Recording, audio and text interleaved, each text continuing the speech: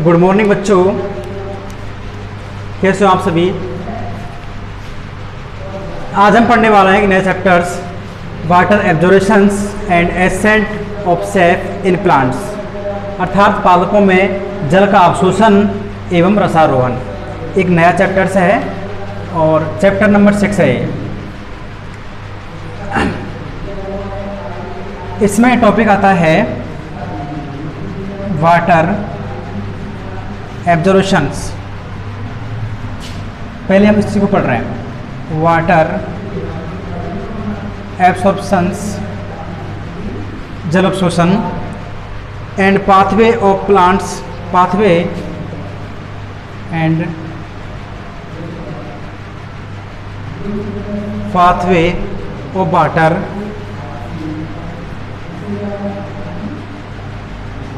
And plants.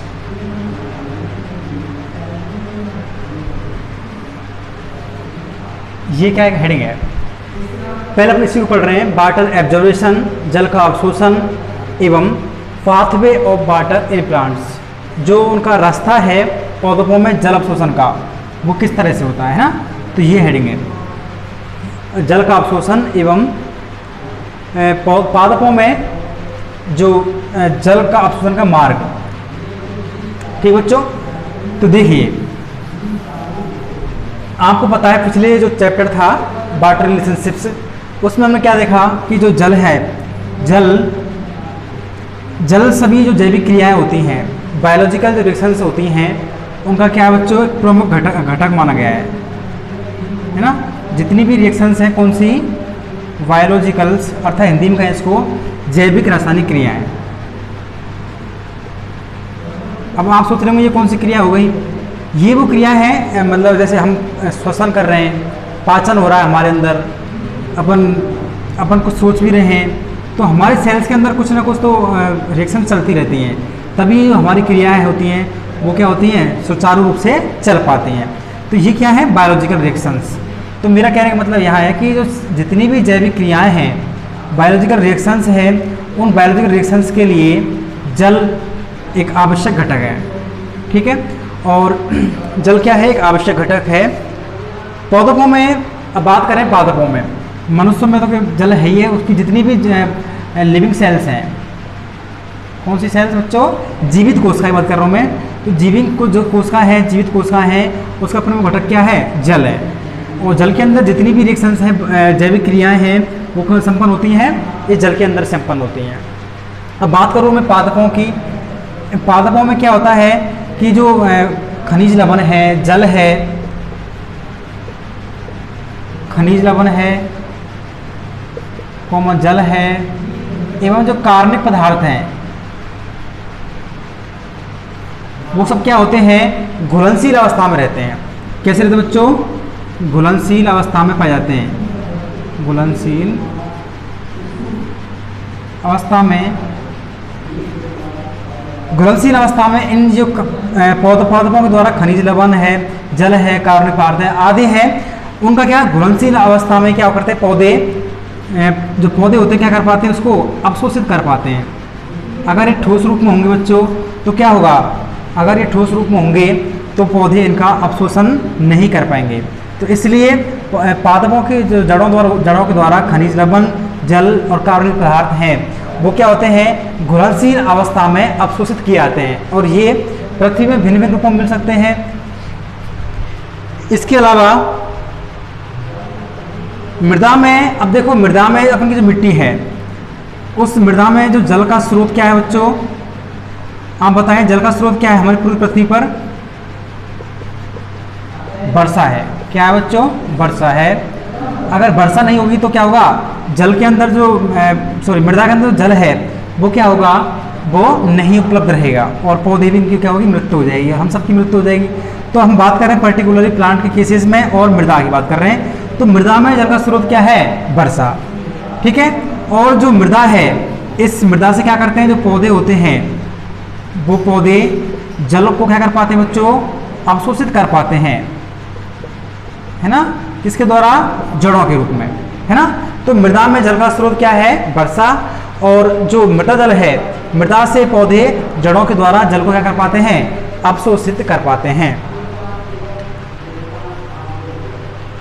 अच्छा, अब देखो जो जल है वह जल दो प्रकार से पृथ्वी के अंदर क्या होता है, कार्य करता है। जैसे कि कई बार आप लोगों ने देखा होगा गांवों के अंदर, या वैसे भी खूब आप लोगों ने दैनिक जीवन में देखा है कि कई बार क्या तेज बारिश होती है। क्या होती है? तेज वर्षा होती है, तेज बारिश होती है। उस बारिश से क्या होता है बच्चों, जो जल है, पानी है, वह क्या होता है, बह करके और कहाँ पहुंच जाता है, नदी में, समुद्र, नदी में, तालाब में, पोखरों में और समुद्रों में पहुंच जाता है। और समुद्र के अंदर क्या होता है, समुद्रों में पहुंच जाता है।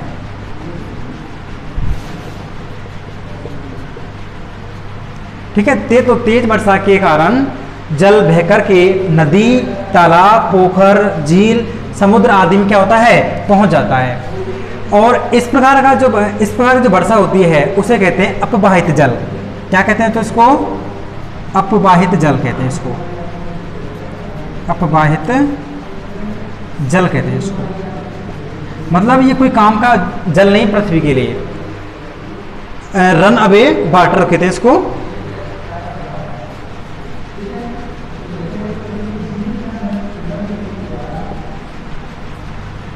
ये जो अपवाहित जल है यह मृदा को या पृथ्वी को, मृदा में अवशोषित नहीं हो पाता है।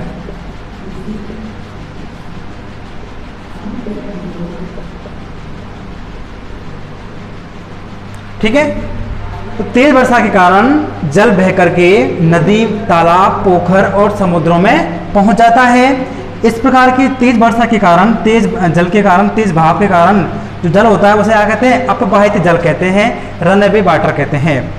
इस प्रकार का जल पृथ्वी के लिए जो मृदा है उसमें अवशोषित नहीं हो पाता है। ठीक है, तो ये बेकार में ही समुद्रों में पहुंच जाता है। उसका क्या बन जाता है, जो खारा पानी बन जाता है उसका, है ना। मीठा पानी होता है बरसात का, लेकिन समुद्रों के रूप में पहुंच करके उसमें लवण साथ में मिल जाते हैं और वो जल किसी काम का नहीं रहता है। तो वो कौन सा जल हो गया, अपवाहित जल। अच्छा, अब मैं बात करूँ बच्चों, ये तो तेज वर्षा हो गई, लेकिन जब कई बार क्या होती है, हल्की वर्षा होती है। क्या होती है बच्चों, हल्की वर्षा होती है। अब ये जो हल्की वर्षा है, इस बार जल हल्की बारिश के कारण,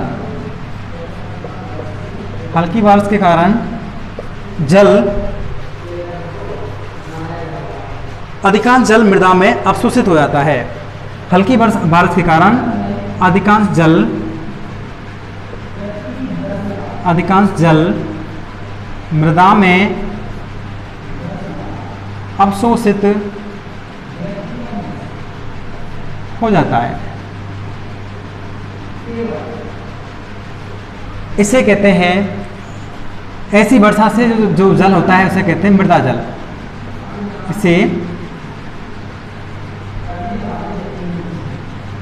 मृदा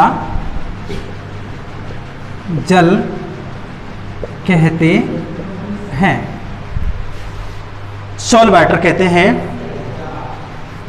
तो हल्की वर्षा के कारण अधिकांश जल मृदा में अवशोषित हो जाता है और इसे क्या कहते हैं, मृदा जल कहते हैं, और इंग्लिश में कहते हैं इसको सॉइल वाटर।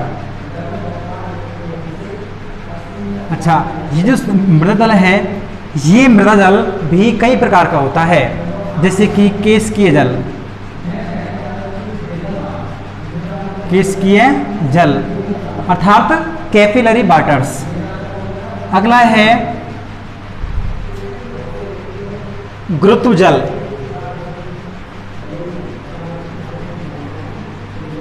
गुरुत्व जल एवं अर्थात gravitational force, sorry gravitational waters. अगला है आर्द्रताग्राही जल, हाइग्रोस्कोपिक वाटर्स, आर्द्रताग्राही जल आदि।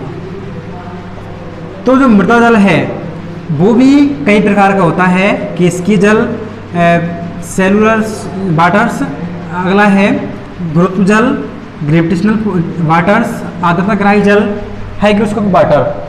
इनमें से जो केशकीय जल होता है, इनमें से जो केशकीय जल है, ये जो केशकीय जल है, ये केशकीय जल पौधों को आसानी से उपलब्ध हो जाता है।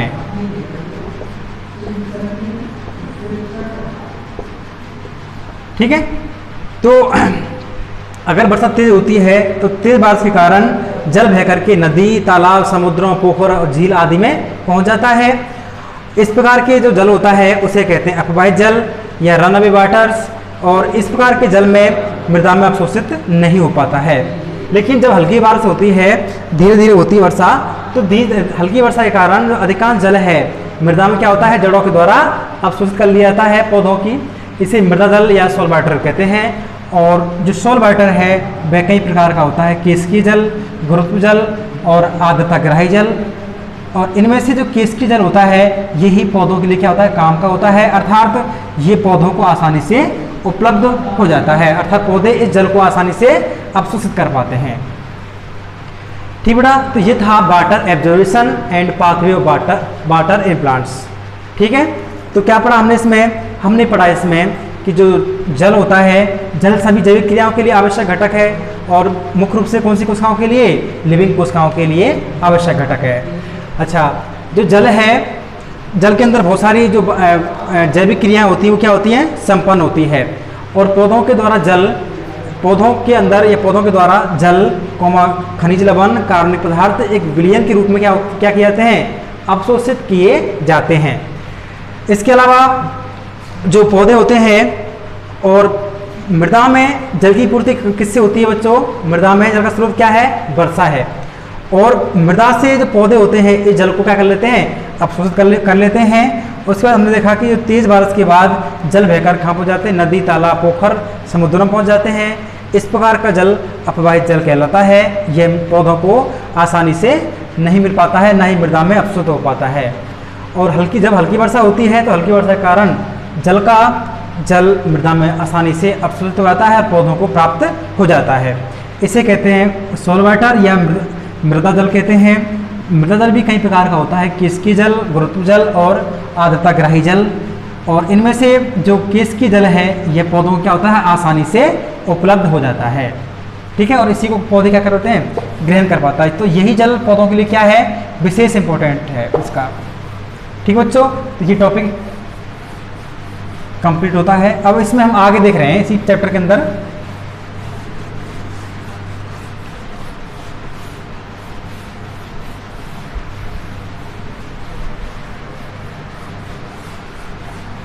देखो, अगला टॉपिक है इसी में water absorption organs of plants. पौधों में जल अवशोषित करने वाले अंग। Water absorption, water absorbing water absorbing organ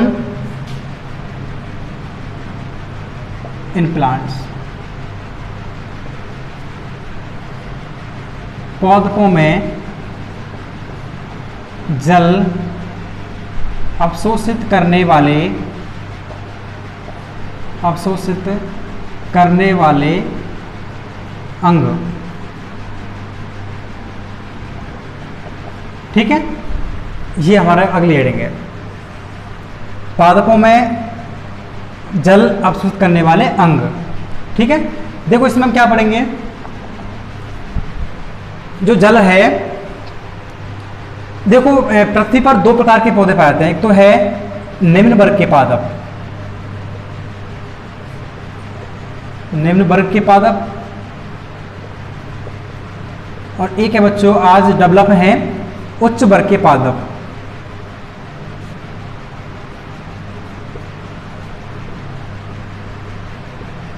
ठीक है, तो जो निम्न वर्ग के पादप है जैसे कि अपन का शैवाल है, इसे कहते हैं इंग्लिश में एल्गी। कवक है, ये क्या है? निम्न वर्ग के पादप है। शैवाल, इसे कहते हैं इंग्लिश में एल्गी। कवक को कहते हैं फंजाई, है ना, और कई बार इसको फुंगी ही बोल देते हैं। बहुत से सही नाम क्या है? फंजाई। ठीक है, तो शैवाल ये क्या है, निम्न वर्ग के पादप, शैवाल है, कवक है। इनमें क्या होता है बच्चों, इनमें जल अवशोषण का कोई विशेष अंग नहीं पाया जाता है। इन पादपों में जल अवशोषण के लिए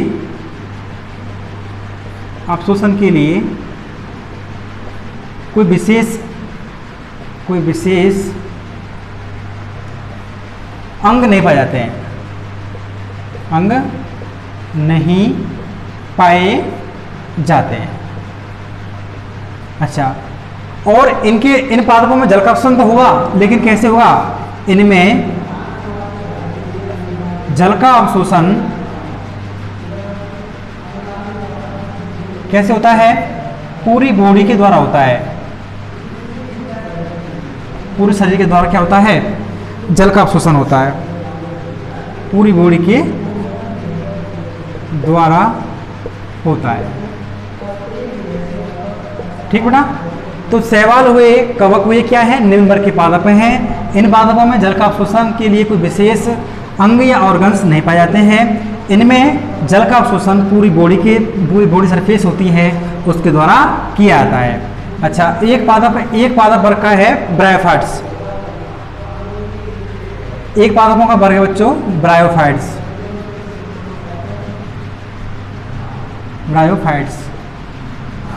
इसी को हिंदी में वही कहेंगे ब्रायोफाइट्स,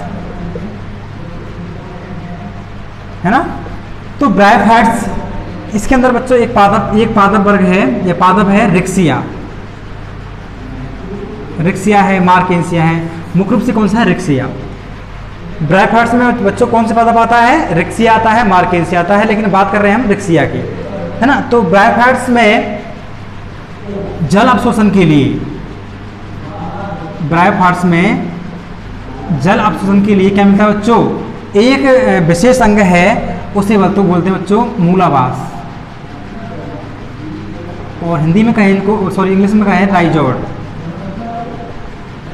ठीक है, तो ब्रायोफाइट्स अर्थात रिक्सिया में या फिर ब्रायोफाइट्स में जल अवशोषण के लिए मूलावास या राइजोड्स पाए जाते हैं। इनसे क्या होता है, जल का अवशोषण होता है। ठीक है, ब्रायोफाइट्स की बात कर रहे हैं अपन। अच्छा, अब देखिए अब ये तो क्या हो गया, निम्न वर्ग के पादप ही आते हैं। ये ब्रायोफाइट्स में क्या है, निम्न वर्ग का पादप, लेकिन थोड़ा सा इससे ऊपर क्वालिटी का है, क्योंकि इसमें तो कोई अंग ही नहीं मिल रहे, लेकिन यहाँ थोड़ा सा क्या मिल रहा है, मूलावास मिल रहा है, राइजोड्स मिल रहा है ना। राइजोड्स क्या है, राइजोड्स एक मूलों की तरह कार्य करती हैं, और ये इससे क्या होता है, पादप चिपके रहते हैं पृथ्वी से। इससे क्या होता है, जो नमी वगैरह क्या कर लेते हैं, अवशोषण कर लेते हैं, है ना। और ये जो पादप है, ये विशेष रूप से क्या होते हैं, जल के अंदर अपनी क्रियाएं करते रहते हैं। तो इनसे ऊंचे पादप हैं थोड़े से, लेकिन है तो निम्न वर्ग के पादप ही हैं। तो निम्न वर्ग के पादपों में जैसे कि शैवाल है, कवक है, इनमें क्या होता है, जल के अवशोषण के लिए कोई विशेष अंग नहीं पाए जाते हैं, और इनमें जल का अवशोषण पूरी बॉडी के द्वारा होता है। जबकि जो ब्रायोफाइट्स होते हैं अर्थात रिक्सिया वगैरह में जल अवशोषण के लिए क्या मिलते हैं, राइजोड्स मिलते हैं। अब बात करें उच्च वर्ग के पादप, जो आज अपन के यहाँ विद्यमान है, अर्थात एंजियोस्पर्म प्लांट्स हैं। उच्च वर्ग के पादप हैं, इनमें क्या होता है, जल अवशोषण के लिए क्या मिलता है बच्चों, इनमें जल अवशोषण के लिए वेल डेवलप्ड सुविकसित मूल तंत्र पाया जाता है। ठीक है, तो उच्च वर्ग के पादप अर्थात एंजियोस्पर्म में जल अवशोषण के लिए क्या मिलता है, वेल डेवलप्ड रूट सिस्टम्स पाया जाता है, सुविकसित जो मूल तंत्र है वो प्रेजेंट होता है ना। इन्हीं के द्वारा क्या होता है, पृथ्वी से जल का अवशोषण किया जाता है। ठीक बच्चों, तो निम्न वर्ग में क्या हो गया, कोई अंग नहीं है, और ब्रायोफाइट्स में क्या है, राइजोड्स हैं, मूलावास हैं। उच्च वर्ग के लिए क्या मिल रहे हैं, उच्च वर्ग में जल अवशोषण के लिए वेल डेवलप्ड जो रूट सिस्टम है वो प्रेजेंट होता है, सुविकसित जो मूल तंत्र है वो क्या होता है, प्रेजेंट होता है। अच्छा, अब देखिए ये यहाँ तो जनरल बात हो गई, विशेष रूप से इस संदर्भ में कि जो उच्च वर्ग और निम्न वर्ग के बारे में बात हो गई। अब यहाँ थोड़ी बात करें अपन मूल को लेकर बात करेंगे अपन। मूल मतलब रूट्स अर्थात जड़। देखो अपन के जो मूल होती है, जड़ है, कोई मतलब कोई पर्टिकुलर मूल बात नहीं कर रहा हूँ मैं, सबकी मूल की बात कर रहा हूँ, है ना। जो मूल है एक कॉमन मूल की बात कर रहा हूँ मैं, मूल की बात कर रहा हूँ। तो मूल के दो क्षेत्र होते हैं, मूल कितने क्षेत्र होते हैं बच्चों? 2 क्षेत्र माने गए हैं। मूल के 2 क्षेत्र होते हैं, जिनमें से पहला है बच्चों तरुण क्षेत्र, तरुण क्षेत्र, और दूसरा क्षेत्र है बच्चों परिपक्वन क्षेत्र, परिपक्वन क्षेत्र। ठीक है, कोई आपसे पूछे बच्चों कि जो मूल है उसके कितने भाग होते हैं, उसके कितने क्षेत्र होते हैं, मुख्य रूप से रीजन बोलते हैं क्षेत्र को, है ना, एरिया या रीजन। तो मूल के कितने रीजन होते हैं? 2 रीजन होते हैं। कौन कौन से? तरुण क्षेत्र अर्थात यूथ रीजन्स या फिर यंग रीजन्स, एंड मैचुरेशन क्षेत्र अर्थात परिपक्वन क्षेत्र। ठीक है, अच्छा अब देखो जो परिपक्वन क्षेत्र है इसकी बात कर रहा हूँ थोड़ी सी यहाँ पे मैं। इस परिपक्वन क्षेत्र में क्या होता है बच्चों? इस परिपक्वन क्षेत्र में लिग्निफिकेशन, हिंदी में कहते हैं इसको काष्ठाभवन, काष्ठाभवन। अब आप समझ लो आपको क्या याद रखना है, इंग्लिश याद रखनी है या हिंदी याद रखनी है? वैसे मेरे हिसाब से इंग्लिश याद जल्दी रहेगी। लिग्निफिकेशन, और एक और है सुबेरीजेशन,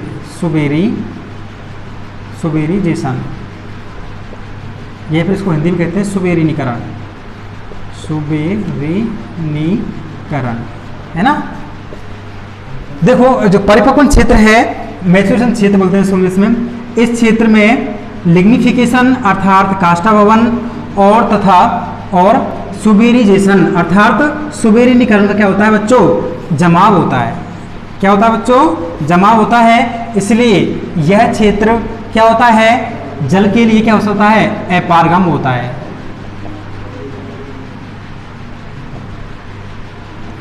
जल के लिए कैसा होता है बच्चों? अपारगम होता है, अर्थात इससे जल का अवशोषण नहीं होता है। अगर होता है तो कैसा होता है? बहुत कम मात्रा में होता है। क्यों होता है? क्या कारण है इसका? क्योंकि इस क्षेत्र में क्या होता है? लिग्निफिकेशन अर्थात काष्ठाभवन तथा सुबेरीजेशन अर्थात सुबेरीनीकरण क्या होता है? जमाव होता है ना। जिससे क्या होता है? ये क्षेत्र जल के लिए क्या होता है? अपारगम होता है, और इस क्षेत्र से जल का अवशोषण नहीं होता है या बहुत कम मात्रा में होता है। तो इसलिए जल का जितना जो जल है, जल का जो मुख्य रूप से अवशोषण है इस क्षेत्र के द्वारा किया जाता है। ठीक है, तो जल का अवशोषण इसी क्षेत्र के रूप द्वारा किया जाता है मुख्य रूप से, है ना। तो तरुण क्षेत्र ही है जो पौधों में जल अवशोषण की क्रिया को क्या करता है? जल अवशोषण की क्रिया में सक्रिय भूमिका निभाता है तरुण क्षेत्र। और ये क्षेत्र तो क्या है? जल के लिए क्या है? अपारगम है। क्यों है? इनमें क्या मिलता है? लिग्निफिकेशन एंड सुबेरीजेशन का जमाव होता है, इसलिए कैसे ये अपारगम है। इसलिए जल का अवशोषण मुख्य रूप से जो रूट है उसके जो यंग क्षेत्र है, यंग रीजन्स है उसके द्वारा किया जाता है। ठीक बेटा, अच्छा और जो अपन का जो तरुण क्षेत्र है, इस तरुण क्षेत्र को यंग रीजन को मुख्य रूप से 5 भागों में बांटा गया है। ठीक है, तो तरुण क्षेत्र को जो तरुण क्षेत्र है मूल का, उसको तरुण क्षेत्र को 5 भागों के अंदर अपन बांट करके क्या करेंगे? अध्ययन करेंगे। तरुण क्षेत्र को कितने भागों में बांटा गया बच्चों? 5 भागों में। ठीक है, तो मैं क्या कर रहा हूँ? सबसे पहले आपको एक रूट का क्या बना रहा हूँ? चित्र बना रहा हूँ, जिसमें इस तरुण क्षेत्र के कौन कौन से 5 भाग हैं, 4-5 भाग हैं, उनको बिल्कुल स्पष्ट तरीके से आपको बताने की कोशिश करूंगा, है ना बेटा। तो देखो बिल्कुल अच्छा चित्र है, सिंपल है, अच्छी बातें हैं बिल्कुल इसमें, और बहुत ही ईजी है।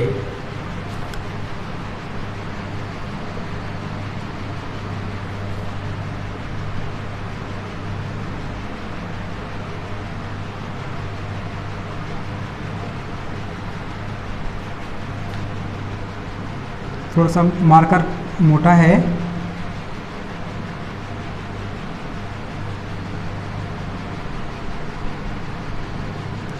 देखो ये क्या है? सेल्स हैं बच्चों। ये क्या है? सेल्स है। आपको पता है कि जो जितने भी पृथ्वी पर जीव हैं उन सब में क्या मिलती है? सेल्स मिलती है। सेल क्या बनाती है बच्चों? सेल बनाती है क्या? टिश्यू का निर्माण। जितनी भी सेल्स हैं वो क्या बनाएंगे? मिलकर के टिश्यू या ऊतक का निर्माण करेंगे, है ना। तो यह बात कर रहे हैं किसके? रूट की बात कर रहे हैं अभी हम। और देखो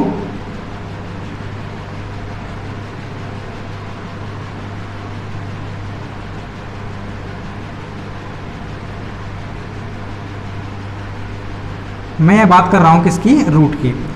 और रूट के भी कोई कितने भाग होते हैं, 2 होते हैं। कौन कौन से, तरुण क्षेत्र और मैचुरेशन क्षेत्र, अर्थात इसको बोलते हैं बच्चों परिपक्व क्षेत्र, इसका एक और नाम है प्रौढ़ क्षेत्र।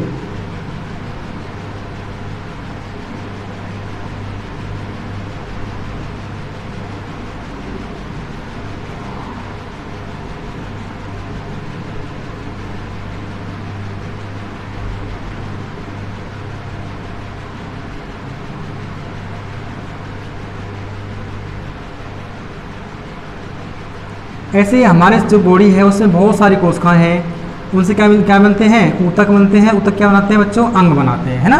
अंग से क्या बनती है, पूरी बॉडी बनती है। तो ये क्या है, एक रूट का सिस्टम, वो है क्षेत्र। इसके अंदर क्या है, बहुत सारी जो वो हैं,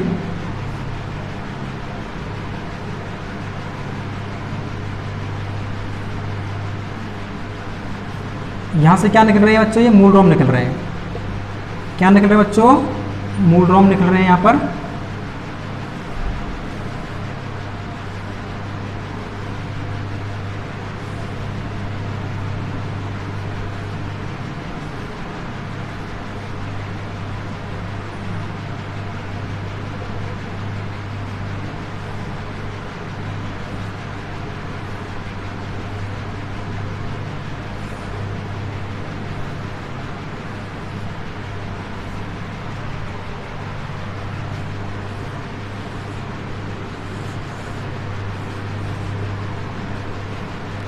ये क्या बच्चों, एक जो रूट है उसका चित्र है ये,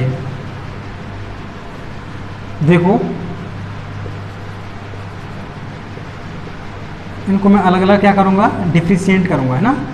अलग अलग कौन सा, इनकी कोशिश करूंगा अलग अलग करने की कि कौन कौन क्षेत्र कौन कौन सा है। देखो इसमें जो बिल्कुल आगे वाला भाग है, कौन सा वाला भाग, आगे वाला भाग बेटा, ये वाला दोनों हो सकते हैं ना, ये वाला क्षेत्र पूरा ही, इसे आप रूट कैप कहते हैं, रूट कैप। और मैं आपसे यहाँ कहना चाहूँगा बेटा कि जब भी आप चित्र बनाएं तो चित्र का नामांकन हमेशा इंग्लिश में करें, है ना। इंग्लिश में चित्र बनाने से और इंग्लिश में चित्र का नामांकन करने से आपको चित्र के पूरे नंबर मिलेंगे, है ना। हालांकि सबको हिंदी बताऊँगा आपको, लेकिन थोड़ा सा चित्र आप इंग्लिश में बनाएं, मेरा आपसे यही हाथ जोड़कर निवेदन है। Root cap, zone of cell division. अगला है जोन ऑफ सेल डिवीजन।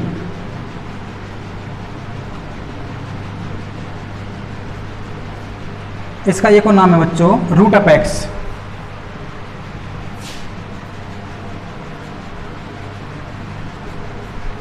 और ये कैसा होता है, मेरिस्टेमेटिक होता है, इसको बताऊंगा भी, ध्यान समझ लो आप लोग, मेरिस्टेमिक।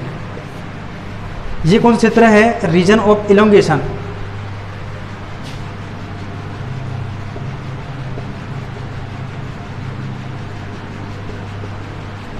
Reason of elongation. और रूट हेयर रीजन, ऊपर क्षेत्र है वो क्या है,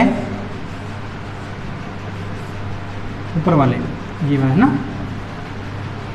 रूट हेयर रीजन। और ये है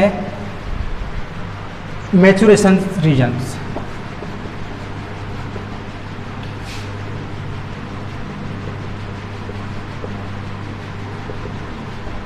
ठीक बेटा, तो ये आपको नाम इंग्लिश में भले आप अटपटे लग रहे हैं, लेकिन आपको मैं हिंदी बताऊंगा एक बार। लेकिन आपसे ये नहीं बताना क्योंकि नंबर अच्छे मिल जाते हैं आप लोगों के लिए। और वैसे भी आप लेकिन 12वीं में आप इंग्लिश से भाग सकते हो, लेकिन आगे बीएससी वगैरह आप करोगे तो आपका काम इंग्लिश से बिना चलने वाला नहीं है। इसलिए अभी से आप थोड़ी सी इंग्लिश जो है हैबिट में डालने की कोशिश करो, है ना। वैसे भी इंग्लिश नेम बहुत सरल होते हैं बजाय हिंदी के। चलो कोई बात नहीं, फिर आप लोगों की समस्या है तो कोई बात नहीं, थोड़ा सा मैं इसको भी क्या कर लूँगा, एडजस्ट कर लूँगा। तो पहले हम क्या कर रहे हैं, हमने क्या पढ़ा कि जो जड़ है, जड़ के कितने भाग थे बेटा, 2 भाग थे। कौन कौन से, तरुण क्षेत्र और दूसरा था कौन सा, परिपक्वन क्षेत्र, मैचुरेशन क्षेत्र। हमने 2 क्षेत्र बात किया जड़ के बारे में, तरुण क्षेत्र और मैचुरेशन क्षेत्र या परिपक्वन क्षेत्र, या हिंदी में इसको एक और नाम है इसका प्रौढ़ क्षेत्र। अब ये तरुण क्षेत्र है, इसकी बात कर रहा हूँ, इसके कितने भाग बताए मैंने? 5 भाग बताए थे, वो ये भी इसी में सम्मिलित हो जाएगा, है ना। तो देखो पहला हम बात कर रहे हैं अपन किसकी? रूट कैप की। रूट कैप, ये इसको कहें अपन मूल शीर्ष या फिर मूल गोप, सॉरी क्या कहें इसको? मूल गोप कह सकते हैं इसको, मूल गोप। पहला कौन सा भाग बच्चों? रूट कैप, या फिर हिंदी में कहें मूल गोप। देखो ये जो मूल गैप वाला क्षेत्र है, ये रूट का क्या है? शीर्षस्थ भाग है। आपको दिख रहा है ये सबसे क्या है? इस रूट का क्या है? सबसे शीर्षस्थ वाला भाग है, शीर्षस्थ भाग, अर्थात से क्या कहते हैं इसमें? टर्मिनल, है ना। अब देखो शीर्षस्थ थोड़ा बोलने में थोड़ा जोर पड़ रहा है, तो फिर इंग्लिश में देखो आप टर्मिनल, मतलब बिल्कुल सिरे वाला भाग, है ना। तो रूट कैप मूल का शीर्षस्थ भाग या टर्मिनल क्या है? भाग है, टर्मिनल क्षेत्र है। और जो क्या है? रूट के वृद्धिकार क्षेत्र, जो रूट का वृद्धिकार क्षेत्र है, ये वाला क्षेत्र रूट का जो वृद्धिकारी क्षेत्र है,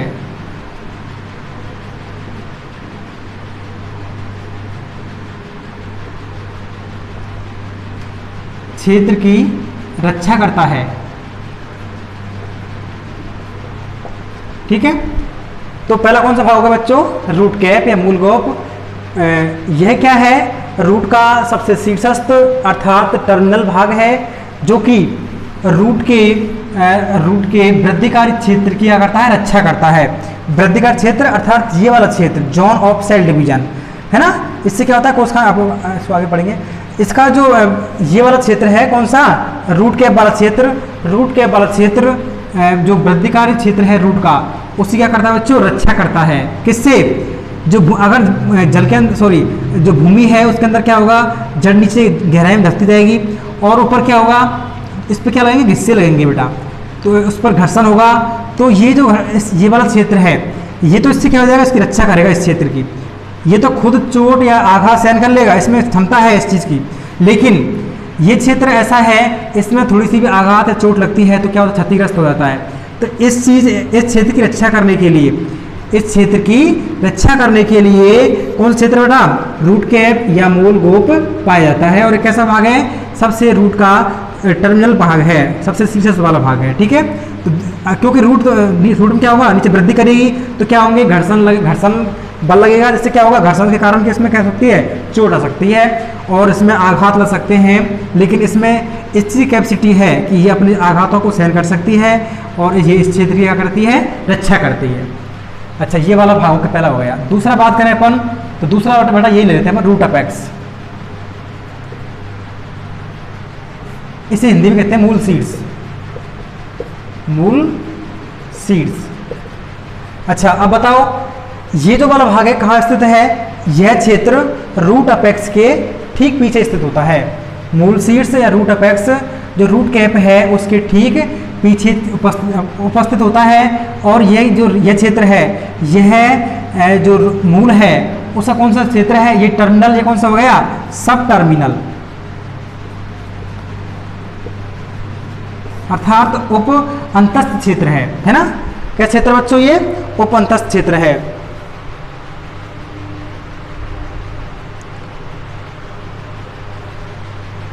अब देखो इसमें क्या है, और इसमें क्या होता है बच्चों? इस क्षेत्र में जोन ऑफ सेल डिवीजन अर्थात जो कोशिकाएं होती हैं, इस क्षेत्र की कोशिकाएं लगातार क्या होती हैं?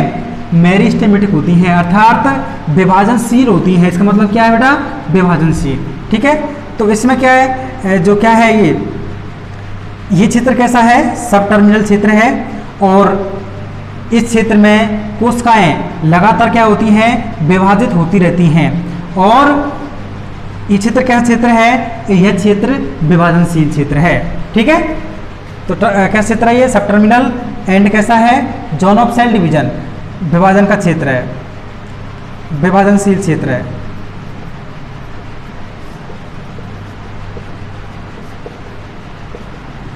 ठीक है, तो क्या क्षेत्र होगा ये? विभाजनशील क्षेत्र। और इसको क्योंकि इसमें लगातार विभाजन की अवस्था पाई जाती है, मेरिस्टेमेटिक होता है ये, तो इसलिए इस क्षेत्र को जोन ऑफ सेल डिवीजन के नाम से भी जानते हैं। जोन ऑफ सेल डिवीजन अर्थात कोष का विभाजन क्षेत्र के नाम से इसको अपन जानते हैं। तो ये कौन सा हो गया? Root apex. तीसरा क्षेत्र है, पता कौन सा है? रीजन ऑफ इलोंगेशन, अर्थात इसे कहते हैं वृद्धिकारी क्षेत्र या फिर दीर्घ वृद्धि क्षेत्र, है ना। तो तीसरा हो जाएगा रीजन ऑफ इलोंगेशन।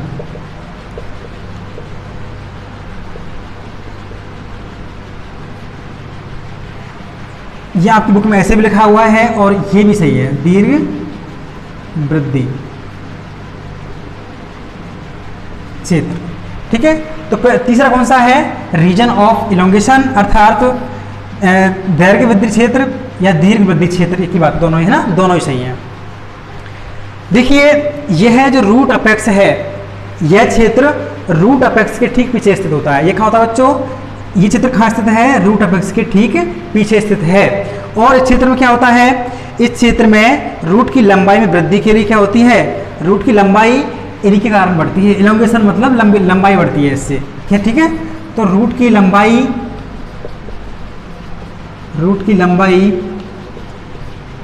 इसी क्षेत्र के कारण बढ़ती है।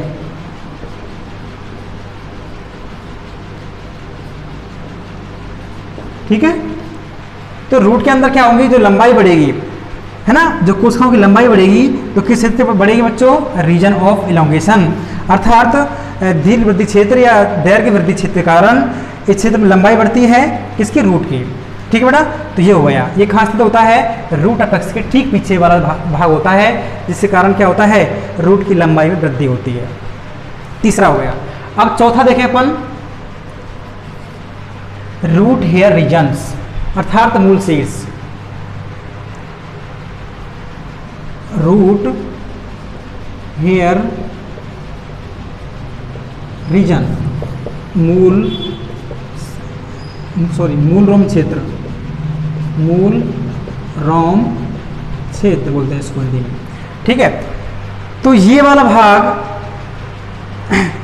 रूट हेयर रीजन कहाँ स्थित है? Root hair region region of elongation के पीछे स्थित होता है। कहाँ होता है? रूट ऑफ इलोंगेशन अर्थात दीर्घ वृद्धि क्षेत्र था उसके ठीक पीछे स्थित होता है। इसमें क्या होती है?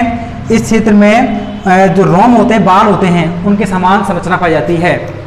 ठीक है, इस क्षेत्र में क्या होता है? यहाँ पर हजारों की संख्या में, लाखों की संख्या में क्या होते हैं? मूल के समान संरचना पाई जाती है, बालों के समान स्ट्रक्चर यहाँ पर पाई जाती है।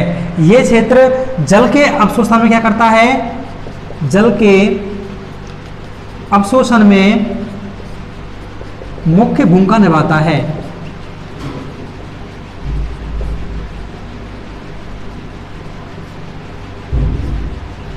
ठीक है, तो ये रूट ऑफ हेयर रीजन्स अर्थात मूल शीर्ष क्षेत्र, मूल रोम क्षेत्र क्या होता है? ये कहाँ स्थित होता है? रीजन ऑफ इलोंगेशन, जो दीर्घ वृद्धि वाला क्षेत्र है उसके पीछे स्थित होता है। और यहाँ पर मूल रोम हजारों की संख्या में, लाखों की संख्या में क्या होते हैं? प्रेजेंट होते हैं, उपस्थित होते हैं, और ये जल के अवशोषण में मुख्य भूमिका निभाता है। ठीक है, तो ये चार क्षेत्र हो गए किसके? इस क्षेत्र के, तरुण क्षेत्र के। और पांचवा आपकी बुक में हालांकि इसी में दे रखा है, कौन क्षेत्र बच्चों? मैच्योरेशन क्षेत्र या परिपक्वन क्षेत्र, ये वाला क्षेत्र है ना। पांचवा कौन सा हो जाएगा? पांचवा है मैच्योरेशन या परिपक्वन क्षेत्र। आपको पता है पहले भी कि इस क्षेत्र में क्या क्या मिलता है बच्चों? सुबेरिनाइजेशन या फिर सुबेरिजेशन बोलते हैं उसको,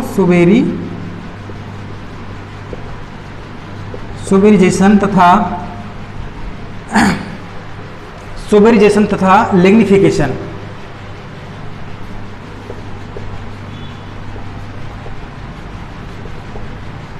ठीक है, मैच्योरेशन क्षेत्र में क्या होता है? सुबेरीकरण तथा जो काष्ठा भवन है उसका क्या होता है?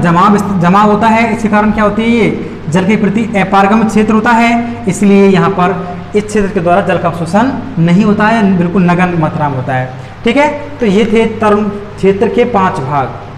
ठीक बेटा, तो मैं समझता हूँ आपके समझ बिल्कुल आया होगा। पहला कौन सा है? Root cap. ये कहाँ स्थित है? यह जड़ का या मूल का क्या है, सबसे शीर्षस्थ वाला भाग है, टर्मिनल वाला भाग है। जो रूट के वृद्धिकारी क्षेत्र क्या करता है, रक्षा करता है। रूट के क्या जो वृद्धिकारी क्षेत्र है उसका क्या करता है बच्चों, रक्षा करता है। जो रूट के जो घर्षण होता है, घर्षण बल से क्या करता है, इस क्षेत्र क्या करता है, रक्षा करता है। खुद में इतनी सामर्थ्य है कि उसके घर्षण को सहन कर सकता है। कौन सा वाला भाग, रूट कैप है ना। और दूसरा है रूट अपेक्स।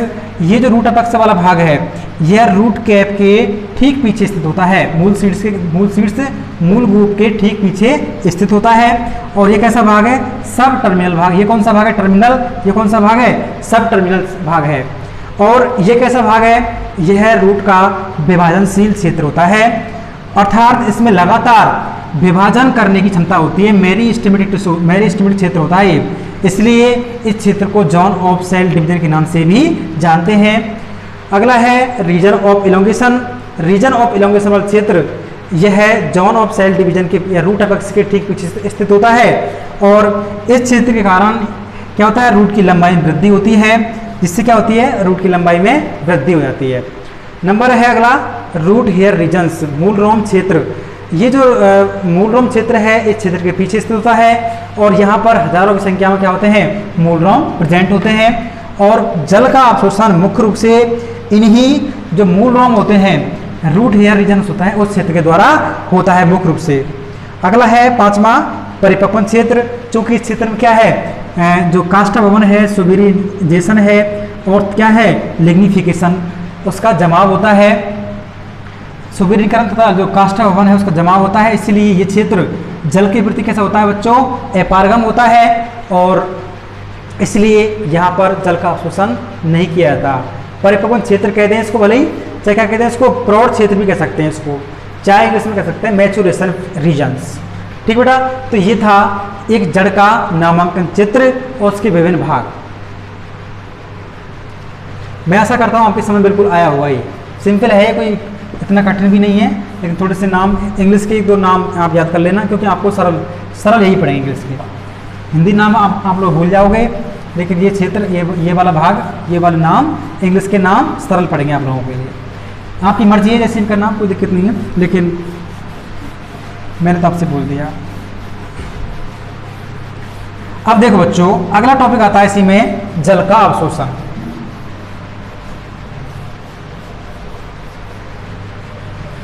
जल का अवशोषण।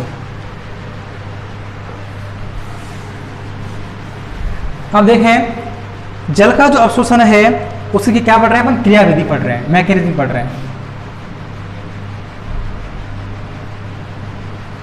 Mechanism of water एब्सॉर्प्शंस।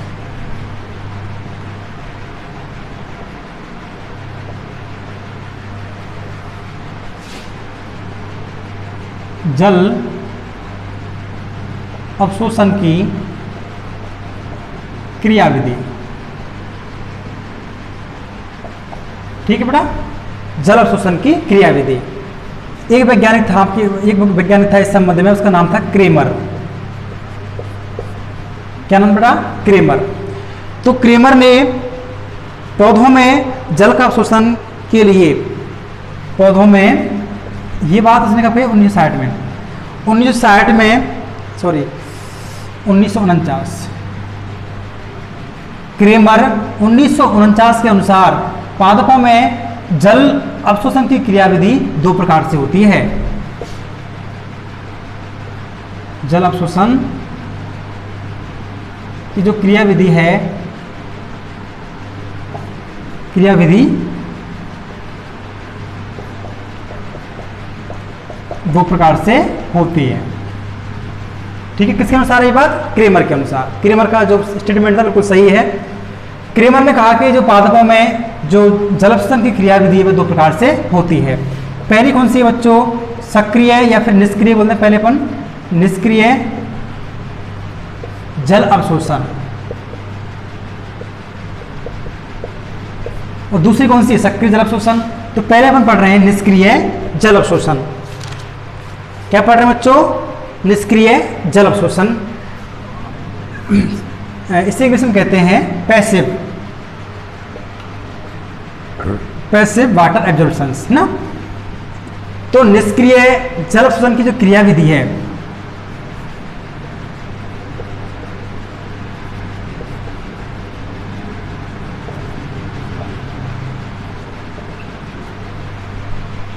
देखो ये जो जल अवशोषण की क्रिया विधि है यह पादपों में 96 से और 98 निष्क्रिय जल अवशोषण की जो क्रिया विधि है यह पादपों में कितनी होती है 96% से और कितनी होती है 98% तक होती है।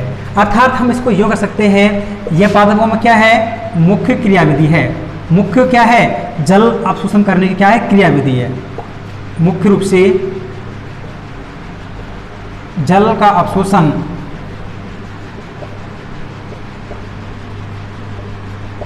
इसी विधि से होता है। क्योंकि इसका रेशो देखो बहुत कम होते हो गया 96 से 98, तो बचा कितना 4 से 2% बचा, इसी विधि से होता है।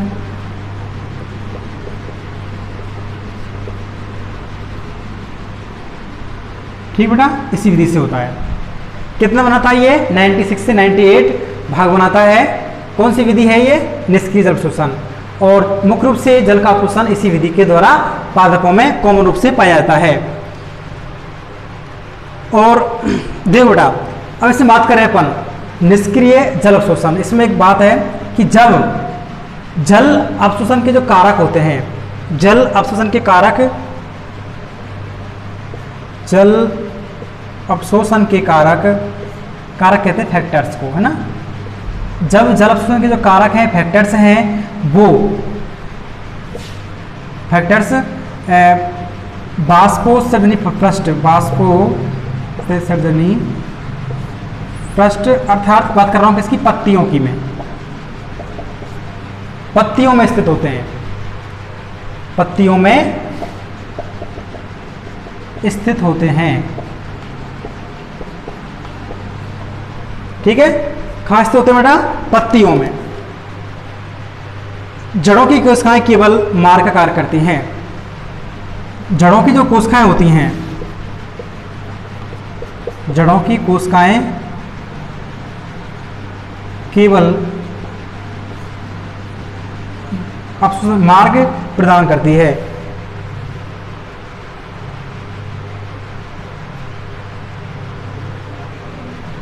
कोशिकाएं केवल मार्ग प्रदान करते हैं। ठीक है, क्यों करें इसको अपन, जल अवशोषण के जो फैक्टर्स हैं जब कहाँ स्थित हो बाष्पोत्सर्जनी पृष्ठ अर्थात बाष्पोत्सर्जन की रेखा होती है पत्तियों में होती है, अर्थात पत्तियों में स्थित होते हैं। तो और इसमें इस क्रिया में जल की जो कोशिकाएं होती है केवल क्या करती हैं मार्ग प्रदान करती हैं, रास्ता प्रदान करती हैं। ठीक है, और इस क्रिया में पौधों के वायवीय अंग जैसे पत्तियों में बाष्पोत्सर्जन की क्रिया के द्वारा होने वाली जल की हानि के कारण पत्तियों की स्राव में एक तनाव बल उत्पन्न होता है। देखो बेटा मैं बात करूं फैक्टर्स की तो बाष्पोत्सर्जन बात हो रही है ऑटोमेटिकली, है ना। तो जल अवशोषण की क्रिया विधि में जब जल अवशोषण के कारक कहाँ स्थित होते हैं, पत्तियों में स्थित होते हैं या फिर बाष्पोत्सर्जन पृष्ठ में स्थित होते हैं, और जड़ें केवल क्या करती हैं मार्ग प्रदान करती हैं। बाष्पोत्सर्जन की क्रिया में बाष्पोत्सर्जन की क्रिया के द्वारा क्या होता है, पत्तियों में क्या होता है बच्चों, एक बल उत्पन्न होता है। पत्तियों में क्या होता है, एक बल उत्पन्न होता है, एक फोर्स उत्पन्न होता है, जिससे क्या होता है उसकी स्राएं होती हैं, जल जो पत्तियां होती हैं उनसे क्या होती है, पत्तियों में क्या होगा जल की हानि होगी, पत्तियों में क्या होगी जल की हानि होगी, जल की क्या होगी हानि। और जल की हानियों से पत्तियों में क्या होती है स्राएं होती हैं, और इन स्राव में क्या होता है एक तनाव बल उत्पन्न होता है। तनाव जो बल है वो क्या होता है उत्पन्न होता है। तब क्या होता है, तब ऐसी कंडीशन में जो जड़ होती हैं, जड़ों के द्वारा जल का अवशोषण होते हुए और पत्तियों के विभिन्न भागों तक, पौधों के विभिन्न भागों तक पहुंच जाता है। ठीक है, तो इस ऋणात्मक तनाव बल के कारण जल स्तंभ से होते हुए और खाम मूलों तक पहुंचता है, और जिसको मूल रमों के द्वारा जल मृदा में स्वतः ही खिंच जाता है। इस क्रिया में पौधे किसी अंग की सक्रिय भूमिका नहीं होती है। इसका सब देखो, इसमें खास बात क्या है कि जो जब जल अपसरण के जो कारक होते हैं वो खास होते हैं बाष्पोर्जनी पृष्ठ या पत्तियों में स्थित होते हैं, और बाष्पोर्जन की क्रिया के समय जड़ों की जो कोशिकाएं होती हैं, जड़ों की कोशिकाएं केवल क्या करती हैं, मार्ग प्रदान करती हैं। बाष्पोर्जन की क्रिया के कारण पत्तियों में क्या होता है, जल की हानि होती है, और सिराओं में, पत्तियों में स्थित सिराओं में क्या होता है, एक तनाव बल उत्पन्न होता है। इस तनाव बल के कारण क्या होती हैं, जड़ों की जो कोशिकाएं होती हैं, जड़ों की कोशिकाएं क्या कर लेती हैं, जड़ों की कोशिकाएं सेल्स जल को क्या कर लेती हैं, मृदा से और क्या कर लेती हैं, अवशोषित कर लेती हैं। क्या कर लेती हैं, अवशोषित कर लेती हैं, और यह पौधों को आसानी से उपलब्ध हो जाता है। अब बताओ, इसमें कोई अंग की, पौधे के जो विभिन्न वायवीय भाग हैं उसमें किसी कारक की आवश्यकता होती तो है, लेकिन इसमें कोई अंग की आवश्यकता नहीं होती है। इसमें इस क्रिया में पौधे के जो सक्रिय रूप से के जो कुछ कोई अंग है, इस क्रिया में पौधे के सक्रिय अंग की, पौधे के किसी अंग की सक्रिय भूमिका नहीं होती है। पौधे के किसी अंग की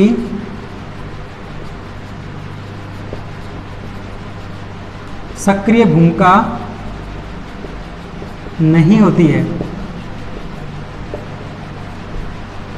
इसलिए इस क्रिया को क्या कहते हैं, निष्क्रिय जल अवशोषण कहते हैं। क्योंकि अगर कोई अंग भाग लेता तो क्या होता, तब उसे बोलते हैं सक्रिय जल अवशोषण, है ना। तो इस क्रिया में पौधे के किसी अंग की सक्रिय भूमिका नहीं होती है, इसलिए इसे क्या कहते हैं, निष्क्रिय जल अवशोषण कहते हैं। अब ये बात का पता हमको कैसे लगा कि भाई जो निष्क्रिय जल अवशोषण है वो मुख्य भूमिका है इसकी, इतना बनाना इसका टोटल मिला करके। लेकिन इसका सबसे बड़ा प्रमाण यह है कि पादपों में जब भी क्या होती है, पादपों में क्या होती है, जब भी बाष्पोषण की क्रिया होती है, बाष्पोत्सर्जन की क्रिया होती है, तब उस समय क्या होता है, उस समय पत्तियों में क्या होती है, पत्तियों से क्या होती है, जल की हानि होती है, पत्तियों से जल की हानि होती है। और उसी समय क्या होता है बच्चों, उसी समय जल का अवशोषण भी क्या होता है, खूब होता है। उसी समय जल का अवशोषण अधिक मात्रा में होता है। तो इससे यह पता लगा कि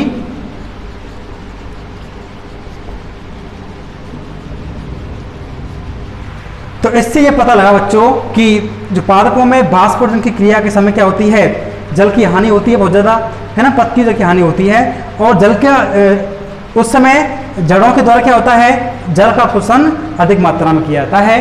तो इससे हम कह सकते हैं कि पौधों में, और इसमें सुनो, इस क्रिया में किसी प्रकार की जो एनर्जी होती है, निष्क्रिय मतलब इस क्रिया में किसी प्रकार की जो ऊर्जा होती है उसकी आवश्यकता नहीं होती है ना।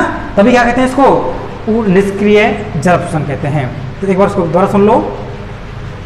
बताओ, जो पादपों में जल अवशोषण की जो क्रिया विधि है उस क्रेमर के अनुसार कितने प्रकार होता है, 2 प्रकार की होती है। कौन कौन सी है, निष्क्रिय और सक्रिय जल अवशोषण। तो पहले पढ़ रहे हैं अपन निष्क्रिय जल अवशोषण की क्रिया विधि। निष्क्रिय जल अवशोषण की क्रिया विधि कितनी होती है, कुल मिलाकर के 96 से 98% होती है। और ये क्या होती है, मुख्य रूप से पादपों का क्या है, जो मुख्य क्रिया विधि कौन सी है, यही है निष्क्रिय जल अवशोषण।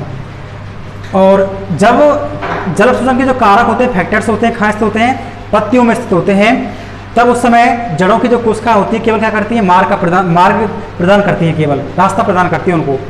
और जब पादपों में क्या होती है, बाष्पोत्सर्जन की क्रिया होती है, उस समय क्या होता है, पत्तियों से क्या होता है, जल की बहुत ज़्यादा हानि होती है। जल की हानियों से क्या होता है, पत्तियों में क्या होता है, स्राव से होती है। तो स्राव में क्या होता है, तनाव बल उत्पन्न होता है। क्या होता है, तनाव बल उत्पन्न होता है।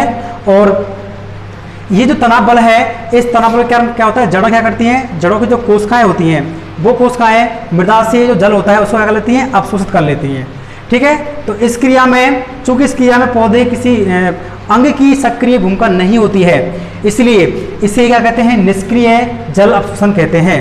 और पादपों में जो वाष्पोत्सर्जन की क्रिया होती है उस समय क्या होती है, पत्तियों से जल की हानि होती है और जल का जो अवशोषण होता है इसी समय क्या होता है, अधिक मात्रा में होता है। तो ये क्या हो गया, इसका प्रूफ हो गया। ठीक बेटा, तो ये थी निष्क्रिय जल अवशोषण की क्रियाविधि। कर दो बल।